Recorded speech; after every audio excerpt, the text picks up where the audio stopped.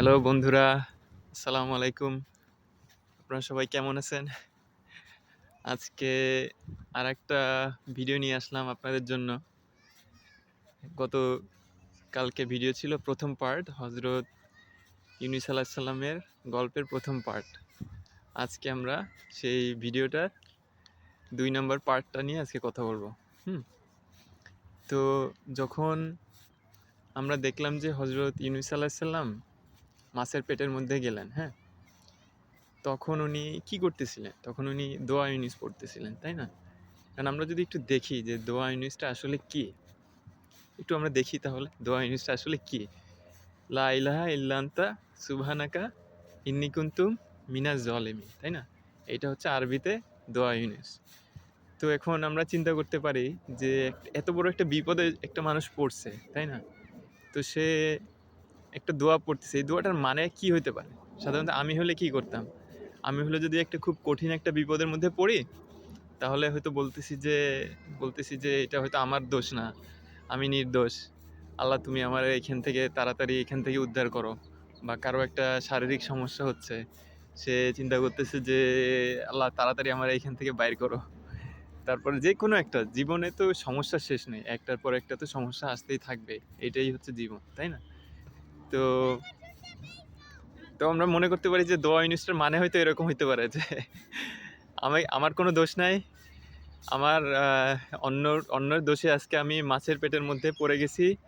আমাকে তুমি এইখান থেকে উঠাও। আল্লাহকে আমরা মনে করতে পারি যে দোয়া ইউনূসের মানে হয়তো এরকম হইতে পারে। কিন্তু দোয়া ইউনূসটা লা ইলাহা ইল্লা আনতা সুবহানাকা ইন্নী কুনতু মিনাজ জালিমিন। এই দোয়াটার মানেটা কি? দোয়াটার মানেটা খুব সুন্দর একটা মানে আছে। এই দোয়াটার মানে হচ্ছে লা ইলাহা ইল্লা আনতা সুবহানাকা। হ্যাঁ? এই ১ম অংশটার মানে হচ্ছে যে আল্লাহ তোমা তুমি হচ্ছে অপরিসীম ক্ষমতাশালী। তোমার তোমার ছাড়া আর আর কারো কাছে আমার যাওয়ার নেই। কারো কাছে মাথা নত করার নেই। আর মিনাজ জালিমিন, মিনাজ জালিমিন কথাটার মানে হচ্ছে যে আমিই দোষী, আমিই জালিম। হ্যাঁ? মিনাজ জালিমিন। তো পুরা লা ইলাহা ইল্লা আনতা সুবহানাকা ইন্নী কুনতু মিনাজ জালিমিন। এই কথাটার মানে হচ্ছে যে আল্লাহ সমস্ত ক্ষমতার অধিকারী তুমি। তোমার কাছে আমি প্রার্থনা করি। সমস্ত ক্ষমতার অধিকারী তুমি। আর আমি দোষী। আমারই ভুল ছিল কোনো। হ্যাঁ? তো এইখানে এই জিনিসটা আমার কাছে ভালো লাগে যে হযরত ইউনূস আলাইহিস সালাম ওইখানে অন্য কারো দোষ দিচ্ছেন না। উনি তো নবী, নিষ্পাপ মানুষ। ভুল ত্রুটির ঊর্ধ্বে মাছের পেটের মধ্যে চলে গেছেন। কিন্তু বলতেছেন নাকি যে আমাকে এখনই এখান থেকে বাইর করো। কি বলতেছেন? যে আল্লাহ সমস্ত ক্ষমতার মালিক তুমি। আর ২ নাম্বার কথা যেটা বলতেছেন সেটার মানে হচ্ছে যে আমি দোষী। আমার দিক থেকে হয়তো কোনো ভুল হইছে। হ্যাঁ? উনি এইটা বলতেছেন না যে আমারে এখন এইখান থেকে বাঁচাও, আমারে এখান থেকে রক্ষা করো বা আমার এটা তাড়াতাড়ি ঠিক করো। হ্যাঁ? তো এই জিনিসটা আরেকটু যখন চিন্তা করে দেখলাম, চিন্তা করে আমার যেটা মনে হইল যে আল্লাহ তো আমাদের কেন ইনি এটা বলতেছেন? উনি তো বলতে পারতেন যে আমাকে এখান থেকে বাঁচাও, বাইর করো তাড়াতাড়ি, এগুলো ঠিক করে দাও। আমি আবার পৃথিবীর আলো দেখতে চাই। মাছের পেটের মধ্যে আমার দম বন্ধ হয়ে যাচ্ছে, আমি মরে যাচ্ছি। হ্যাঁ? এইগুলো উনি কিছুই বলেননি। উনি বলতেছেন যে আল্লাহ আমারই দোষ। আমার কোনো দোষ হইছে। হ্যাঁ? আমার কোনো ভুল আছে। আর তোমাকে ছাড়া আমি কোনো কিছু ভয় করি না। আমি শুধু তোমারই উপাসনা করি। আর আমার ভুল আছে। হুম? এর মধ্যে কোনো একটা জায়গাতে এরকম নাই যে আমাকে এখান থেকে তাড়াতাড়ি বাইর করো। এটা তাড়াতাড়ি ঠিক করে দাও। এইটা কেন হচ্ছে? আমার কোনো দোষ নাই। অমুকের দোষে আমার কষ্ট হচ্ছে। এখন একজন নবী তিনি নিষ্পাপ হওয়ার সম্পূর্ণ ভুল ত্রুটির ঊর্ধ্বে হওয়ার পরেও বলতেছেন যে এইভাবে মাথা নত করে মানে ধৈর্য ধরতেছেন। নিজেরই ধৈর্য ধরছেন। কত কঠিন একটা সময়, তাই না? কত ভয়ঙ্কর কঠিন একটা সময়। এর থেকে কঠিন সময় আর কি হইতে পারে? তো ওইখানে উনি কারও দোষ দিচ্ছেন না। উনি হয়তো যারা উনার শত্রুরা ছিল তাদের দোষ দিতে পারতেন।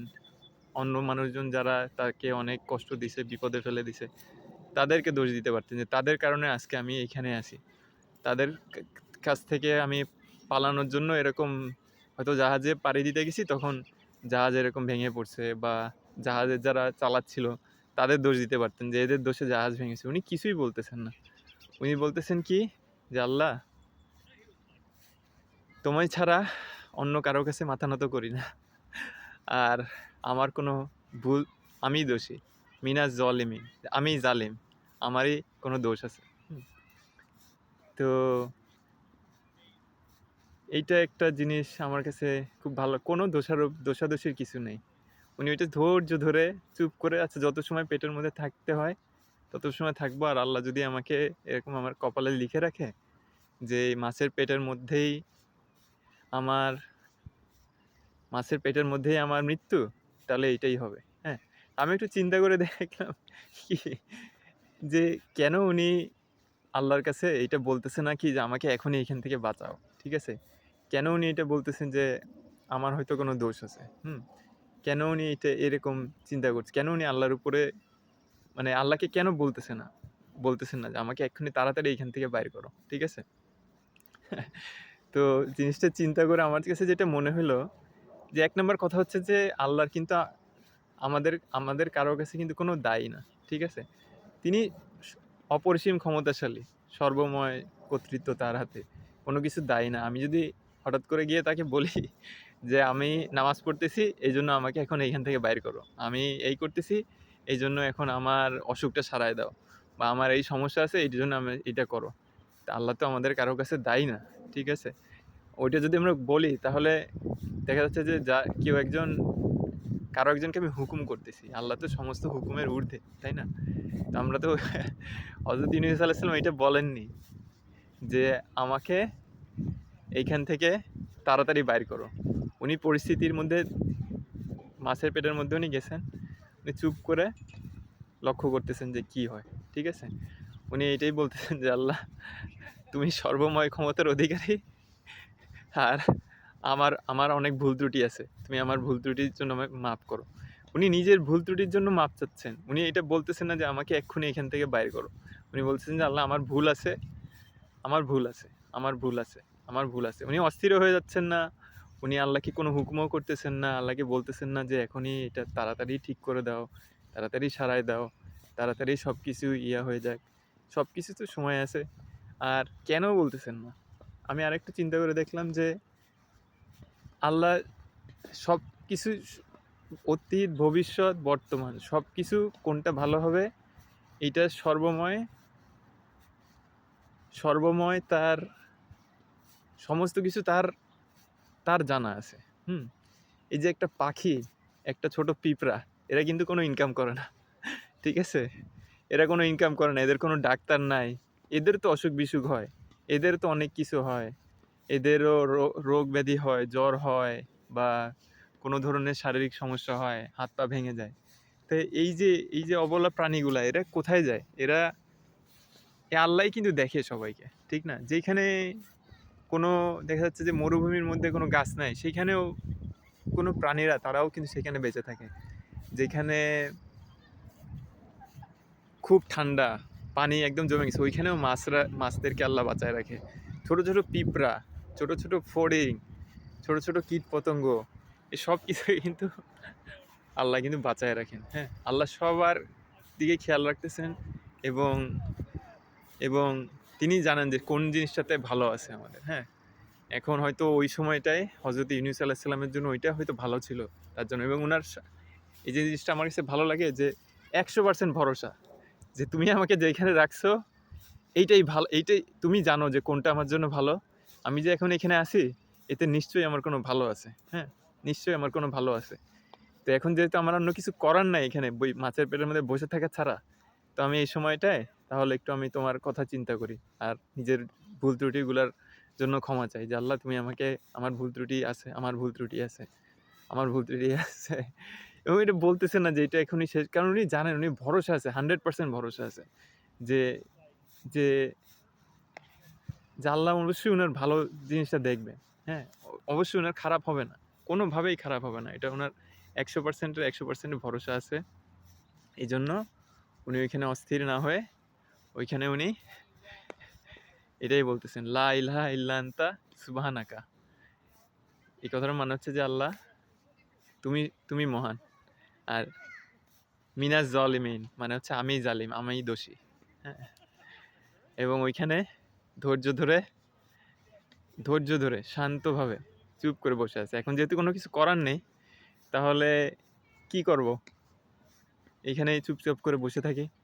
আর যখন একসময় আল্লাহ যখন ইচ্ছা হলো যে না, এখন তাহলে নবীকে এই মাছের পেট থেকে বের করার সময় হয়েছে, তখন মাছকে যখন হুকুম দিলেন, তখন মাছ তাকে ডাঙায় নামাই দিল। তো হয়তো ওই সময় ডাঙাতে ওনার শত্রুরা থাকতে পারতো, তারা হয়তো ওনাকে যদি ওই সময় দেখতো, ওই সময় তার ক্ষতি করতে পারতো, ওই সময় তাকে আরও বিভিন্ন ধরনের ঝামেলায় ফেলতে পারতো। তা আল্লাহ হয়তো চিন্তা করছে যে এই সময়টা তার জন্য নিরাপদ হবে, এই জায়গাটাতে যদি সে থাকে, উনি থাকেন। আর আর যে জিনিসটা হচ্ছে যে হ্যাঁ, এবং উনি এবং ওই ওই বিপদের মধ্যে থেকে শান্ত থাকার ক্ষমতাও আল্লাহ ওনাকে দিছেন। হ্যাঁ, তো উনি ওই বিপদের মধ্যেও শান্ত থেকে উনি ভালোভাবে চলে আসছেন। তো কেউ যদি, যারা এই ভিডিওটা দেখতেছেন, কারো যদি এখন খুব একটা কঠিন সময়ের মধ্যে দিয়ে যেতে থাকেন, জীবন মানে সমস্যার শেষ নেই, এমন কোনো মানুষ নাই যার জীবন কঠিন না। আমরা যত নবী দেখি, আমাদের প্রিয় নবী, যদি তারও জীবন দেখি যে কত কঠিন, যুদ্ধ করা মানে কি, যুদ্ধে তো তীর আসতেছে, এই তলোয়ার চালাচ্ছে, কত কিছু। হ্যাঁ, তো কষ্টের বিপদের কোনো শেষ নেই, একটার পর একটা জীবনে এগুলো আসতে থাকবে।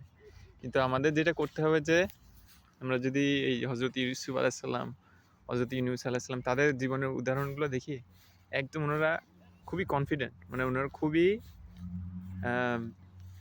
ওনাদের খুব এই জিনিসটা আত্মবিশ্বাস আছে যে আমরা যদি সঠিকভাবে জীবনটা চলতে পারি আর যদি ধৈর্য ধরতে পারি, তাহলে সব কিছু সঠিক সময়ে আল্লাহ সব কিছুর একটা সমাধান সঠিক সময়ে করে দেবেন ইনশাল্লাহ।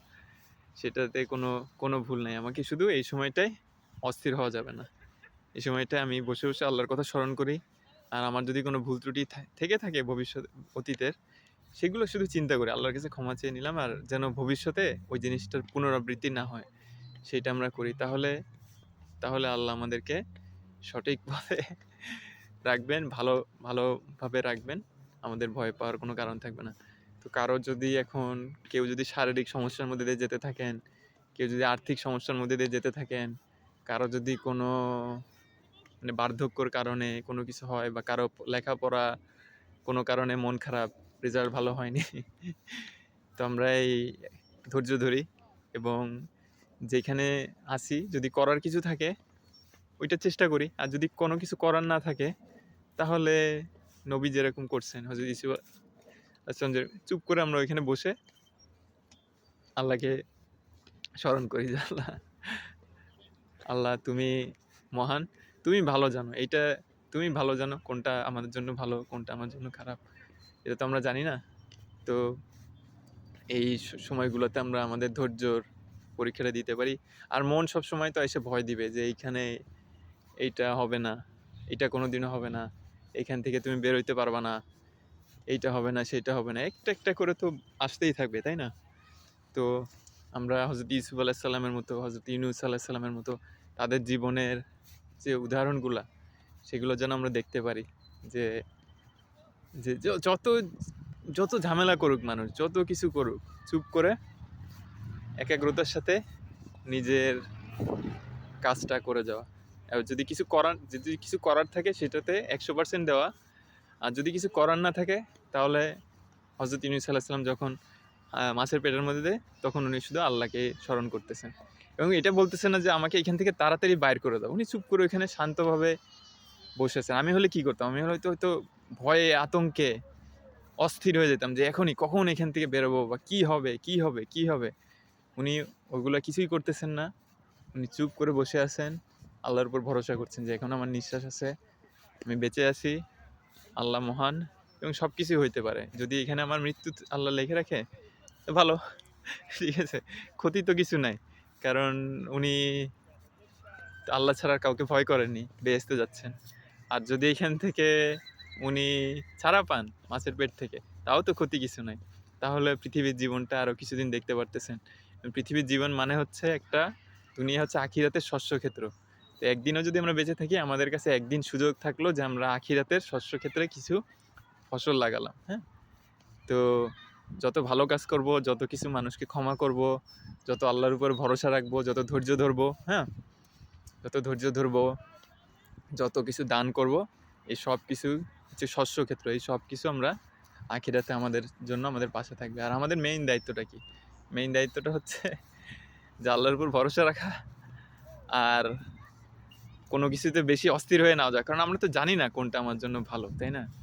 কোনটা আমার জন্য ভালো সেটা তো আমরা জানি না। অনেক সময় দেখা যাচ্ছে যে একটা ওষুধ একটা ছোট বাচ্চা খাইতে যাচ্ছে না, কারণ ওষুধটা অনেক তিতা। কিন্তু ওষুধটা তার খাইতে হবে। ওষুধটা খাইতে হবে, কারণ কি? এই ওষুধটা না খাইলে তার শরীরটা ঠিক হবে না। তো বাচ্চাটা মনে করতে পারে হয়তো যে তার মা তারে এত কষ্ট দিচ্ছে। সে বলতে পারে যে, "আমি খাবো না, খাবো না, খাবো না, পালাই যেতে, আমার এই ওষুধের থেকে মাফ করো।" তো কিন্তু মা তো ভালোবাসে বাচ্চাকে। তো জোর করে হলেও বাচ্চাকে ওই ওষুধটা, তিতা ওষুধটা খাওয়াবে, এবং খাওয়ানোর পরে কী হবে? একটা সময় যখন সঠিক সময় আসবে, ওই সময়টায় বাচ্চাটা সুস্থ হবে।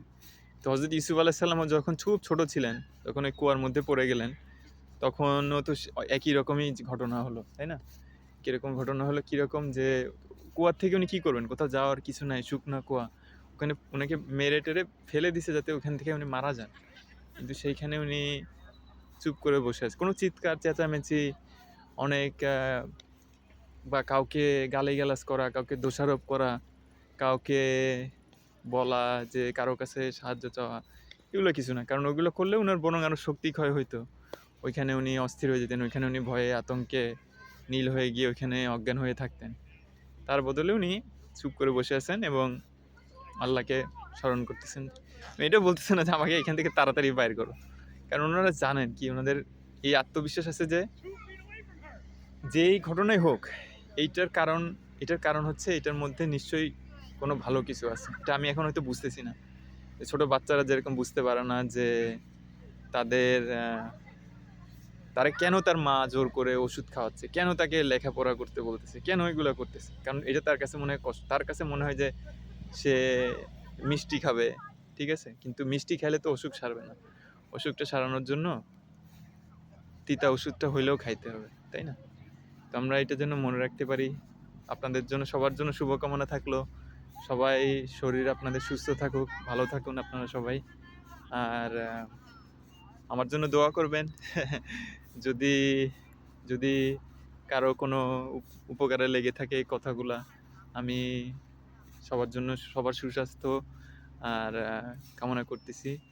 আর সুস্বাস্থ্য কামনা করেও আসলে লাভ নাই। কারণ পৃথিবীর জীবনটা এরকম যে ভালো স্বাস্থ্য, সুস্বাস্থ্য আসবে। আমি আপনাদের জন্য এইটাই দোয়া করি। সুস্বাস্থ্য, ধন সম্পদ এগুলো দোয়া করি না। আমি আপনাদের জন্য এইটাই দোয়া করি যেন আপনারা হযরত ইউনূস আলাইহিস সালামের মতো যাই সমস্যা হোক শান্তভাবে থাকতে পারেন এবং বেশি অস্থির না হয়ে যান যে এক্ষুনি এটা আমার ঠিক করতে হবে। আল্লাহ কারো কাছে তো দায়ী না। এবং আল্লাহ রাব্বুল আলামিন উনি জানেন কোন জিনিসটা একজনের জন্য সবচেয়ে ভালো। যেমন একটা মা, সে জানে যে এই ওষুধটা তিতা হইলেও এই বাচ্চাটাকে এটা খাওয়াইতে হবে এখন। এটা না খাওয়াইলে বাচ্চাটা খারাপ হবে, তাই না? বাচ্চা যদি খাইতে নাও চায়, তাও মা জোর করে খাওয়াবে। তো আমাদের সবার এইরকম ধৈর্য থাকুক, সহ্য থাকুক, এই দোয়াই আমি করি সবার জন্য। আপনারা ভালো থাকবেন। আপনারা আমার জন্য দোয়া করবেন। আসসালামু আলাইকুম। আল্লাহ আপনাদের সবাইকে ভালো রাখুন।